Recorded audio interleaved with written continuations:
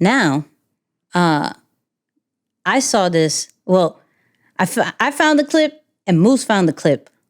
And together, it literally speaks about the whole content creator economy blueprint, right?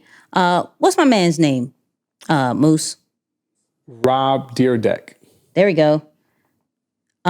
He was on the Paul's Brothers podcast, right? Was it Logan? It's Logan. I always get them confused. Jake is the boxer. Logan is the super influencer. Yeah. Mm-hmm. Logan is the super influencer, right? With creators becoming way more popular nowadays, to the point where kids are literally saying that is one of the most demanded jobs they want to be. I want to be a content creator. I want to be a YouTuber. I want to be a TikToker, right? You have to understand how the creator economy works. And it's not just I put out content and I make money from these platforms, or I put out content and I even get brand deals. There's so much more to it now that when we saw these two clips, I was like, oh yeah, we got to bring this together because it totally lays it out. So definitely take out your pen and pad on this one, because you need to follow each and every single step that this is about to say. So let's just go into it. Looked at everything through the business lens. So I was always looking at how do I maximize this opportunity, whether it was the Fantasy Factory platform, even during Rob and Big Days. How do I further this even further and maximize this? And that's what led to creating Fantasy Factory as the concept around having the brands that I could now do brand deals. You gotta think I did Chevy deals, Microsoft deals, Carl's Jr. deals. I just did all these mega deals and integrated it into that show. So I was making millions. Then I was making millions off of all my product and board sales and all of that stuff, by seeing it through a business lens ahead of time. We have, as internet creators, have gone through a very similar evolution where it went from merch, then big brand deals, now IP building and exits, right? You're seeing the kind of a very similar evolution that we saw on the platforms of earlier day. It started with merch. Channels would slap their logo on a shirt or hat or sticker and sell it. Some people bought these, but often just the most devoted fans. Creators adapted their merchandise more into clothing lines. Logan Paul, for example, runs Maverick Clothing. With clothing brands competing against other clothing brands, this operates more like a business than merchandise, so creators often find this strategy far more effective and sometimes competitive in performance versus an outside sponsor. Logan Paul claimed his brand made between $30 and $40 million in its first year, while our channel might expect to profit around the same $11.2 thousand from promoting its clothing brand as with an outside sponsor. Taking this to the next level, the predominant trend of the past few years has been creators launching fully fledged businesses. Mr. Beast started selling burgers cooked by ghost kitchens on food delivery apps under the Mr. Beast Burger brand, which has since expanded to over 1,000 locations in the US, Canada, UK, and UAE. Across the board, what creators have found is that not only do they get to keep more of those 3 cents per view, but also that a given viewer is more likely to convert into a paying customer when the sponsorship is presented as promoting their own business rather than the highest bidder. Wow.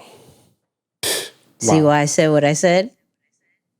Wow. Mind you, people, I didn't show the full mashup to Moose beforehand. I just showed him the 2 clips, but not it together. He didn't see the full vision. We normally do this pre-show, and I didn't even show it. I might need to go back and listen to that again. That's a lot. Y'all need to go back and listen to that. That's a lot. You saw the breakdown of 30 million compared to about 11,000 from sponsorship rev. That's bananas. Goodness. Yeah. Wow. No, and sorry. No, you're good. That's the point. It's so much bigger than merch, and it's crazy. I forgot who told me about the whole difference between merch and fashion line, and this is what stops a lot of people. But thinking of it now of, okay, you get merch, you probably can make maybe an extra 1,000 in that particular video. compared to how much, and not saying everybody's going to get that same amount that Logan did, but compared to the unlimited potential of it being a fashion line, now I'm like, I hit up Isaiah so quick, like, hello, we gotta rethink certain things, right? Because I had, all right, you know what? Let's come out with the merch, and I think for this podcast we still will, but I think overall, I have this name. I'm not gonna say it. Normally, I'm transparent. I say it, but I'm not. I have this name that I'm like, yo, we may want to look more into it, but then, even later on in that particular video that I showed at the end, they were breaking down all the other creators as far as with the Happy Dad and the seltzer drink that everybody you see on Pivot and everybody, all these podcasts be drinking. They have a gold calendar, they have a streaming service somewhere. Like, creators are creating businesses that they can scale and then sell. That's where we heard in a couple of months ago where somebody had offered $1 billion to Mr. Beast for his channel and all the businesses that are associated with it. Because now content creators are thinking of it of, let me create a business and sell it based off my influence, based off a bit of it from my name. And how are we making the most of our influence and of our content? And we shouldn't only settle on brand sponsorships. That's cool, but that could leave at any moment. There's no control with that, right? Even to why we even said deeper than the brand, and then our next sponsor is going to be the flight assessment. You'll hear about that later. But being sure that we take the platforms that we are creating and leveraging our own brands and not depending so much on others, because it increases our value. It increases how much we are worth. Because if they see that we're selling this and we're selling that, Mr. Beast has candy, burgers, other people have whole fashion lines, other people have apps and softwares and influencer agencies and things like that. Why are we only okay, or our first thought of content creators is just, let me make money from the social media platforms and let me make money off of brand deals? It's so much bigger. And I'm not saying that's not important.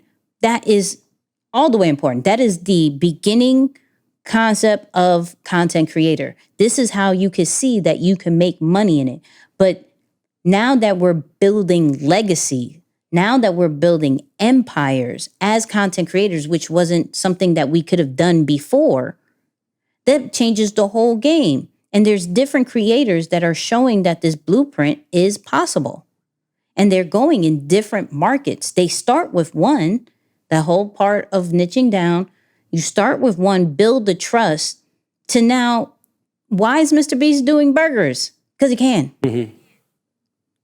Why do certain people, Logan and KSI, making a competitor to Gatorade? Because they can. Because there are outsiders that see their influence, want to collaborate, equity, or completely give it up. And now it was started as a YouTube channel, was started as an Instagram page, a TikTok page, is now a complete empire. We got to put respect on content creators. We got to put respect on the platforms we're building, because that's just the beginning part of what can truly make our name last for a very, very long time. Yeah, that's so good, man. And I think you're starting to see almost the pattern that we're flowing in, or at least that we're discovering over the last couple of episodes as well. If you remember 1 or 2 weeks ago, we talked about know the business that you're in. You got to know the game. You can't just be excited to be partaking in the activity and in the action, you have to understand the business of it. So as I mentioned, go back and play back or go and listen to that part again. But literally in the beginning, he says, I studied the business of everything I was a part of and what I was doing. You have to know. In that same interview, he mentions how I think it's America's Funniest Videos or something like that. And the founder and creator of that, $500 million game. And I would have never thought about it. I never thought about it that way. And I consumed a lot of their stuff. Like I've definitely been a fan of it because I thought it was a really funny thing. But when you think about it, that's also another concept of repurposing other people's content in the old game, in internet, I guess what they would call Web 1.0 or even pre that, where it was send in your videos, let me really produce the entire show and put it out on TV. I'll invest it and you're signing away. He was saying that you got to sign that video away for 30 years. Yep. But know the business. As a consumer, you're often looking to just be entertained and you don't think about these other elements that go behind the scenes. And so I thought it was really interesting that there is a business in everything that we see. It's not always just, oh, cool, fun, I like it. All right, next.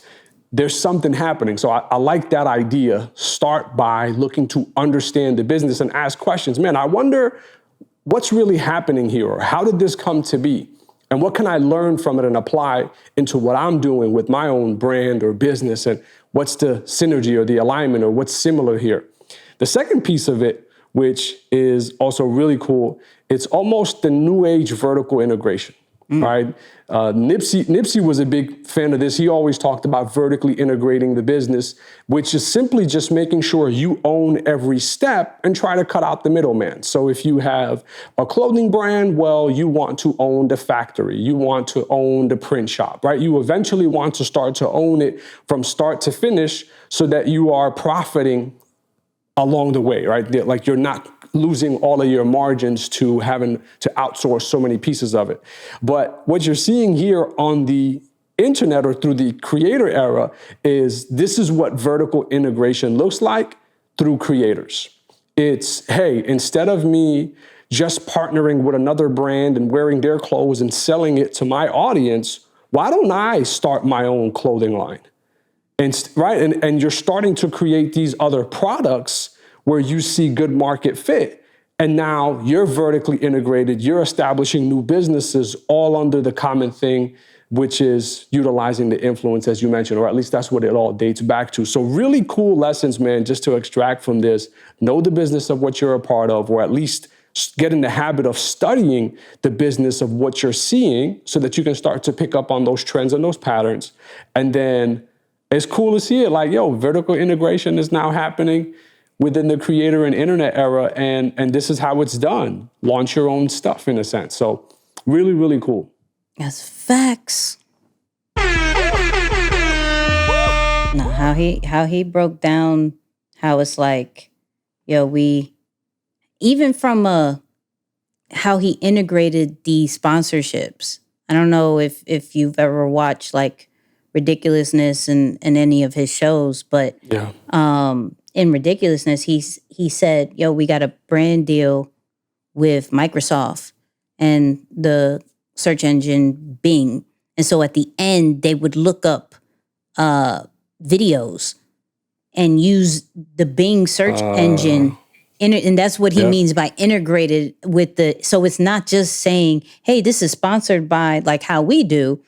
He literally has it inside as if it is part of the show.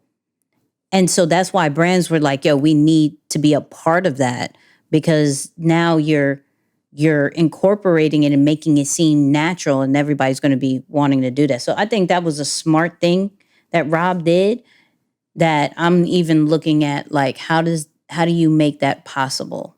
Like even there was this brand deal I did with Mighty Networks and put it a part of my content instead of saying, hey, Mighty Networks is this. It's like, hey, I'm talking about community and all the different ways why you need to build a community. Here's a resource, Mighty Networks, boom, boom, boom, boom, to the point where now they're like, hey, That's what comes to mind. Need to work with you again because that was very effective because people are not feeling sold to.